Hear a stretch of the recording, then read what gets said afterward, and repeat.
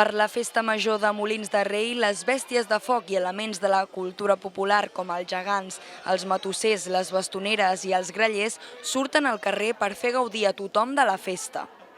Als baixos del Molí s'ha inaugurat l'exposició que reuneix totes les entitats que hi participen i permet conèixer una mica més la història de cada una d'elles. Se n'hi diu exposició, però seria una mostra de totes les entitats, grups de cultura popular que tenim a la vila,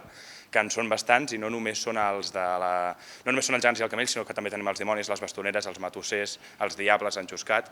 I això també es fa molt de cara a les escoles, sí que de les tardes està obert, però sobretot els matins està enfocat a les escoles, venen amb cita prèvia i en comptes de només explicar un dels elements o els elements que hi havia al pati Can Ametller, com antigament, sí que es fa un repàs general a tot.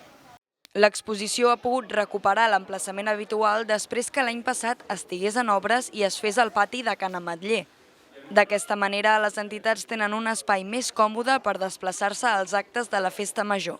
En alguns sí que és un punt d'emmagatzematge durant aquests dies de festa major, que els hi va més bé tenir-los segurament més al centre que no en els espais on estan normalment. Sí que en els altres, com tenen el seu local, només han fet de treure'ls aquí, però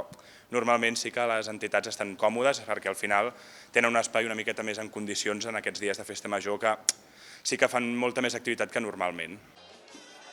En la inauguració de la mostra, que és un dels passos previs per la festa major, tant petits com grans han pogut observar de prop les bèsties que d'aquí uns dies correran pels carrers de Molins de Rei.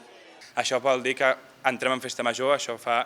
que sí que ja comenci a haver aquell gustet de festa major, allò que dius que s'està acabant setembre, per dir-ho així, i que comença la nostra festa major, que comencen aquells dies que ens agraden tant, i això jo crec que aquí es demostra cada tarda quan vindran els nanos, quan venen pares, famílies, a veure els gegants al camell, el cuc, l'enxuscat.